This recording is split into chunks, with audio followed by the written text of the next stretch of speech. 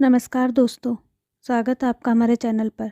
मन भरकर शॉपिंग करने के बाद ढेर सारी शॉपिंग बैग से लदी नेहा अपने 5 वर्षीय बेटे के साथ जूस पीने के लिए एक रेस्टोरेंट की तरफ बढ़ी।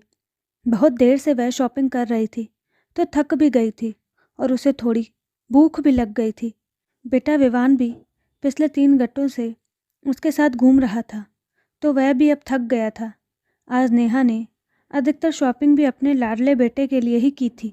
कपड़े, खिलौने, नए शूज़ और भी न जाने क्या क्या खरीदा था उसने विवान के लिए। फिर कुछ अपने काम की चीज़ें ली और विशाल यानी अपने पति के लिए भी कुछ ना ले, ऐसा तो हो ही नहीं सकता। तो उसके लिए भी एक स्मार्ट टी शर्ट ले ली, एक परफ्यूम भी लगे हाथ ले लिया। हालांकि उन दोनों के जीवन में प्रेम की मधुर सुगंध पहले से ही बिखरी हुई है, लेकिन ऐसे छोटे छोटे उपहार उस सुगंध को और भी गहरा कर देते हैं। विशाल के बारे में सोचते ही नेहा के चेहरे पर एक प्यारी सी मुस्कुराहट आ गई। 6 साल हो गए हैं उनकी शादी को, लेकिन आज भी विशाल उसे उतना ही प्यार करता है जितना शादी के शुरुआती दिनों में करता था। इस मामले में नेहा खुद को बेहद किस्मत वाली मानती है। विशाल ने ही विवान जैसा प्यारा बेटा देखकर उसे परिपूर्ण कर दिया था। प्यार से विवान का हाथ थामे वह आगे बढ़ रही थी कि अचानक एक जाने पहचाने चेहरे पर नज़र पड़ते ही वह चौंकी। सामने से लगभग उसी की उम्र की एक युवती आ रही थी। नेहा को अधिक जोर नहीं देना पड़ा अपनी याददाश्त पर और उसने पहचान लिया कि ये तो ईशा थी। और पहचानती भी कैसे नहीं, जरा भी फर्क नहीं पड़ा था उसके चेहरे में। ठीक वैसी ही तो दिख रही थी जैसे कॉलेज के दिनों में दिखती थी। अरे ईशा, तू कैसी है? कितने सालों के बाद मिल रही है। जैसे ही ईशा थोड़ा पास आई, नेहा उत्साह से उसकी ओर हाथ हिलाकर बोली, मैं ठीक हूँ नेहा, तुम कैसी हो? ईशा भी अचानक अपने सामने नेहा को देखकर खुश हो गई। वह भी हाथ में खूब सारे शॉपिंग बैग्स थामे हुई थी। शायद खरीदारी करने के बाद वह भी रेस्टोरेंट में ही जा रही थी। कहाँ जा रही है? शॉपिंग हो गई क्या तेरी? नेहा ने पूछा। हाँ यार, हो गई। थक गई थी तो सोचा जूस पी लूँ फिर जाती हूँ, ईशा ने बताया। फिर पूछा, और तू, तेरी शॉपिंग हो गई? हाँ, मैं भी जूस पीने ही जा रही थी। चल ना, जूस पीते हैं, साथ ही बातें भी हो जाएंगी। कहते हुए नेहा विवान का हाथ थामे रेस्टोरेंट में चली आई। ईशा भी उसके साथ ही अंदर आ गई। अंदर का वातावरण बहुत भला था, अच्छी ठंडक थी।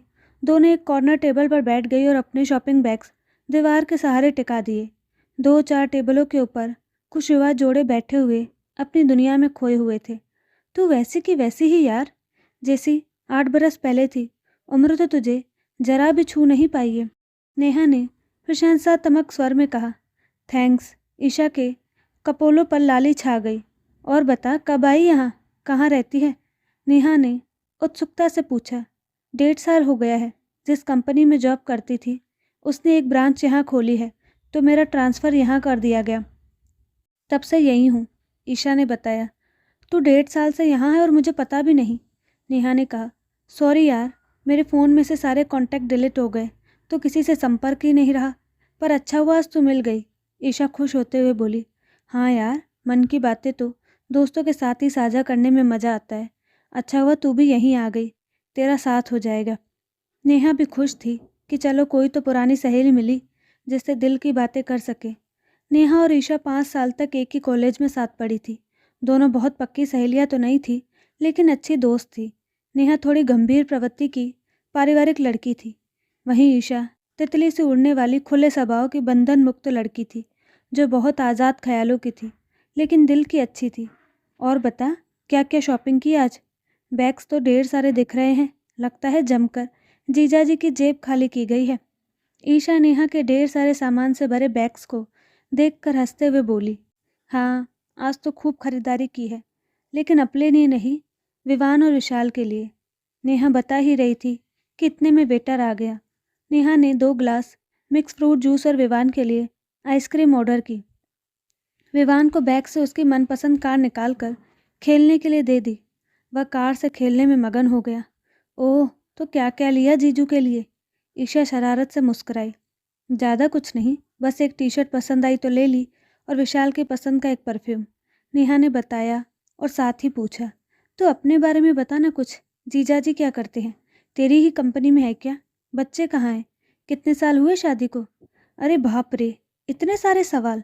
तूने तो सवालों की राइफल ही तान दी मुझ पर। मैंने शादी नहीं की। यार तू तो जानती है मैं बंधन पसंद नहीं करती, स्वतंत्र रहना चाहती हूँ। यह परिवार का झंझट मुझसे नहीं होता। ईशा बोली, परिवार तो सबके लिए ज़रूरी है। यूँ अकेले जीवन नहीं काटा जा सकता ईशा। शादी तो हमें एक मजबूत नींव प्रदान करती है जिस पर हम अपने सपनों का घर बनाते हैं। फिर बच्चे भी तो ज़रूरी है, उन्हीं से तो जीवन की रौनक होती है। नेहा ने उसे समझाया, भाई मुझसे तो ये सब होगा नहीं। मैं किसी के इशारों पर नाचने वाले गुलाम बनकर नहीं रह सकती। मैं किसी की सेवा टहल नहीं कर सकती। मैं तो स्वतंत्र रहना ही पसंद करती हूँ। ईशा मस्ती से बोली, किसने कहा कि शादी का मतलब किसी के इशारों पर नाचना होता है या किसी की गुलामी होता है? यह तो एक खूबसूरत बंधन है जिसमें हमें भी तो अपना सुख दुख बांटने वाला, परवाह करने वाला साथी मिलता है। आज नहीं तो कल एक साथी की ज़रूरत तो तुझे भी पड़ेगी ना। सारा जीवन यूँ अकेले तो कट नहीं सकता। नेहा का मन उसकी बातें सुनकर थोड़ा उचट गया था। साथी की क्या ज़रूरत है यार। मेरा बॉस संजय मेरी हर ज़रूरत का ध्यान रखता है। ना पैसे की कमी है ना किसी दूसरी बात की। पता है, एक शानदार फ्लैट लेकर दिया है उसने मुझे, और आज शॉपिंग करने के लिए पैसे भी उसने ही दिए हैं। डायमंड ईयर रिंग्स लिए हैं मैंने आज, ईशा ने बेझिझक बताया। तभी वेटर जूस के गिलास और आइसक्रीम का कप टेबल पर रख गया। नेहा ने विवान को आइसक्रीम दी। तू बोल्ड है शुरू से, वह तो ठीक है, लेकिन तुझे नहीं लगता कि ऐसा अनैतिक संबंध ठीक नहीं? संजय के आगे तुझसे शादी करेगा? नेहा का मन खिन्न हो गया था। वह तो पहले से ही शादीशुदा है, और वैसे भी मुझे भी कहाँ शादी करनी है उससे। ईशा लापरवाही से जूस के घूंट भरती हुई बोली, क्या शादीशुदा है? तू जानती भी है ये क्या खिलवाड़ कर रही है तू अपने जीवन से? नेहा चौंक कर बोली, छोड़ यार, क्या फ़र्क पड़ता है? ईशा लापरवाही से बोली, क्या फ़र्क है तेरे और मेरे जीवन में, रिश्ते में? प्यार तो प्यार है। मैं और संजय एक दूसरे से प्यार करते हैं। अच्छी म्यूचुअल अंडरस्टैंडिंग है हमारे बीच। संजय के साथ ज़िंदगी बेहद सुकून से बीत रही है, बेहद खुशहाल, मस्ती भरी। संजय हर प्रॉब्लम में छाता बनकर ढक लेता है मुझे, बस और क्या चाहिए? ईशा उसी लापरवाही से बोली, फ़र्क पड़ता है ईशा, बहुत फ़र्क पड़ता है। मेरे सिर पर छत है और तेरे सिर पर छाता। घर परिवार छत के नीचे बनता है, छाते के नीचे नहीं। तेज हवा में छाता उड़ जाता है लेकिन छत नहीं उड़ती। अभी जीवन की कठोर वास्तविकता से तेरा सामना नहीं हुआ है। अभी सब नीले रोमानियत की रिमझिम फुहारों के बीच तुझे छाते के नीचे ही रहना रोमांचकारी लग रहा है, लेकिन जिस दिन तूफान आएगा और छाता उड़ जाएगा ना, उस दिन तुझे पैर टिकाने के लिए ज़मीन भी नहीं मिलेगी। नेहा ने अफसोस भरे लहजे में कहा। थोड़ी देर पहले ही पुरानी सहेली से मिलने का जो उत्साह उसके मन में था वह बुझ चुका था। ईशा के मना करने के बाद भी नेहा ने वेटर को बुलाकर जूस और आइसक्रीम के पैसे चुका दिए और विवान का हाथ पकड़कर रेस्टोरेंट से बाहर आ गई। ईशा हतप्रभा से थोड़ी देर वहीं बैठी रही, फिर मुंह बिचकाकर बाहर आकर एक टैक्सी पकड़कर अपने फ्लैट पर चली गई। यह शहर के एक पोश इलाके का 3 बेडरूम वाला सर्व सुविधा युक्त आधुनिक तरीके से सुसज्जित आरामदायक फ्लैट था जो संजय ने उसे तोहफे में दिया था। ईशा की अपनी तनख्वाह तो इतनी नहीं थी कि वह ऐसी आरामदायक और चकाचौंध भरी जिंदगी जी सकती। यहाँ नौकर चाकर और सुविधा की हर वस्तु उपलब्ध थी, और संजय के साथ हर रात रंगीन। उसके वार्डरोब में एक से एक महंगी और आधुनिक ड्रेसेस टंगी थी। ड्रेसिंग टेबल के ड्रॉवर में महंगी गोल्ड और डायमंड ज्वेलरी थी जो उसके जन्मदिन पर या वैलेंटाइन डे पर संजय ने उसे गिफ्ट की थी। कुल मिलाकर वह जिंदगी के पूरे मज़े लूट रही थी। और क्या चाहिए जीने के लिए? ना कोई जिम्मेदारी, ना फालतू झंझट। ईशा की यही सोच थी कि पूरी ज़िंदगी बस ऐसे ही चैन और आराम से गुजर जाए। वह जीवन की रंगीनियों में ही खोई रहने वाली लड़की थी। क्या हुआ अगर संजय शादीशुदा है और उसे अपने परिवार को भी समय देना पड़ता है, लेकिन ऑफिस में तो दिन भर दोनों आसपास रहते हैं। मौका मिलते ही संजय उसे अपने कैबिन में बुला लेता है और हफ्ते में कम से कम 3 रातें तो उसके साथ ही गुजारता है। फिर टूर पर भी तो साथ ले जाता है उसे, अक्सर ही। 3 साल से वह संजय से प्यार करती है और वह उससे, और भला क्या चाहिए? ईशा को फिर से नेहा की बातें याद आ गई, लेकिन उसने उन्हें दिमाग से झटक दिया। नौकर इसके लिए चाय बना लाया और रात के खाने में उसकी पसंद पूछने लगा। ईशा अपने भाग्य पर इठलाती चाय का कप लेकर बालकनी में आ बैठी। वह आराम से कुर्सी पर पसर कर गर्मा गर्म चाय का आनंद ले रही है और वहाँ नेहा बेचारी पति और बच्चे की फरमाइश पूरी करती रात के खाने की तैयारी में जुटी होगी। और ईशा व्यंग्य से मुस्कुरा दी। कहाँ ईशा की हाई प्रोफाइल लाइफ और कहाँ नेहा की वह मध्यम वर्गीय कोलू के बैल जैसी गृहस्थी के चक्की में पिसती जिंदगी। इधर अपने घर लौटी नेहा ईशा की बातों से व्यथित थी, लेकिन उसके लौटने तक विशाल के घर आने का समय हो चला था। सामान रख कर उसने फटाफट चाय चढ़ा दी गैस पर और विवान के कपड़े बदलवा कर हाथ मुंह धो दिए। खुद भी चेंज करके फ्रेश हो गई। थोड़ी ही देर में विशाल भी आ गया। नेहा अपनी और विशाल की चाय लेकर ड्राइंग रूम में आ गई और चाय पीते हुए बड़े उत्साह से लाया हुआ सामान उसे दिखाने लगी। विवान भी अपने कपड़े और खिलौने दिखाने लगा। विशाल दोनों की खुशी देखकर खुश था। दिन तेजी से बीत रहे थे। अपने परिवार में मगन नेहा ईशा को कब का भूल चुकी थी। ईशा से मिले हुए भी उसको 2 साल बीत चुके थे। एक दिन घर के लिए किराने का सामान लेने वह सुपरमार्केट गई। घर पर विशाल के माता पिता अर्थात नेहा के सास ससुर आए हुए थे, तो नेहा विवान को घर पर ही छोड़ आई थी। यूं भी वह अपने दादा दादी के साथ बहुत खुश रहता था। नेहा भी निश्चिंत होकर सामान लेने आ गई। परिवार का यही तो सुख और सुरक्षा है। ट्रॉली भर सामान लेने के बाद नेहा बिलिंग के लिए काउंटर देखने लगी, तो एक काउंटर पर भीड़ कम देखकर वह उसी लाइन में लग गई। जब नेहा की बारी आई तो बिलिंग करने वाली लड़की को देखकर वह बुरी तरह से चौंक गई। वह लड़की भी नेहा को देखकर सकपका गई। नेहा ने उसे गौर से देखा। हाँ, वह ईशा ही थी, लेकिन कितनी बदल गई थी। शरीर बेडोल हो गया था, चेहरे की रंगत फीकी पड़ गई थी और अपनी उम्र से 10 साल बड़ी लग रही थी। आंखों के नीचे काले घेरे पड़े थे, बीमार भी लग रही थी। वह सिर झुका कर चुपचाप बिलिंग करती रही। जब सारा सामान का बिल बन गया तो नेहा ने पैसे चुकाए और ईशा से साथ आने को कहा। ईशा ने चुपचाप उसकी बात मान ली और काउंटर पर एक दूसरी लड़की को बिठाकर नेहा के साथ चली आई। दोनों पास की एक कॉफ़ी शॉप में आ गई। नेहा ने 2 कप कॉफ़ी का ऑर्डर दिया। तो यहाँ कैसे ईशा, वह भी इस साल में, ऐसी मामूली नौकरी में? तेरे वह हाई प्रोफाइल महंगे आधुनिक कपड़े और वह डायमंड ईयरिंग्स कहाँ गए? नेहा ने चुपते स्वर में पूछा। बस कर नेहा, मैं पहले ही किस्मत की मार खा चुकी हूँ। ईशा की आंखें छलछला आई। क्या हुआ?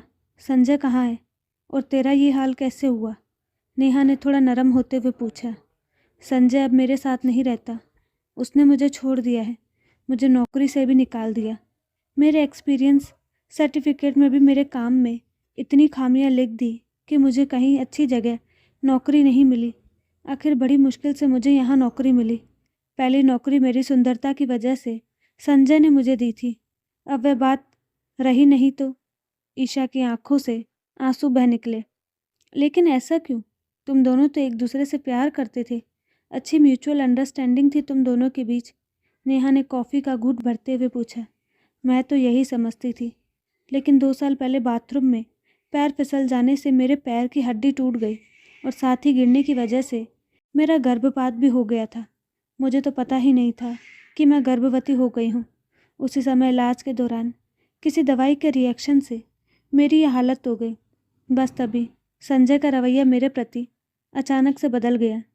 मुझे अस्पताल में ही एडमिट करवा कर 8-10 दिन बाद से उसने मेरी खोज खबर लेनी बंद कर दी। ऑफिस के कुछ सहकर्मियों ने ही मेरी देखभाल की। संजय के बारे में उन्होंने भी कुछ नहीं बताया। संजय ने फ़ोन पर मुझे ब्लॉक कर दिया। दूसरे के फ़ोन पर वह मेरी आवाज़ सुनकर फ़ोन काट देता। 2 महीने बाद जब मैं अस्पताल से डिस्चार्ज हुई तो बिल बनने में ही मेरी न सिर्फ जमा पूंजी ख़त्म हो गई कि मेरी चैन में अंगूठी भी बिक गई। जब मैं अपने फ्लैट पर पहुंची तो मेरे ही नौकरों ने मुझे अंदर नहीं जाने दिया। एक नौकर जो थोड़ा भला आदमी था, उसने बताया कि संजय ने ये फ्लैट मेरे लिए नहीं बल्कि मेरी जैसी लड़कियों के लिए ले रखा था। मुझसे पहले भी वहाँ 2 लड़कियाँ रह चुकी थी, जिनसे मन भर जाने के बाद संजय ने मुझे रखा। मेरे बाद उसने दूसरी लड़की को अपने जाल में फंसा कर वहाँ रखा हुआ था।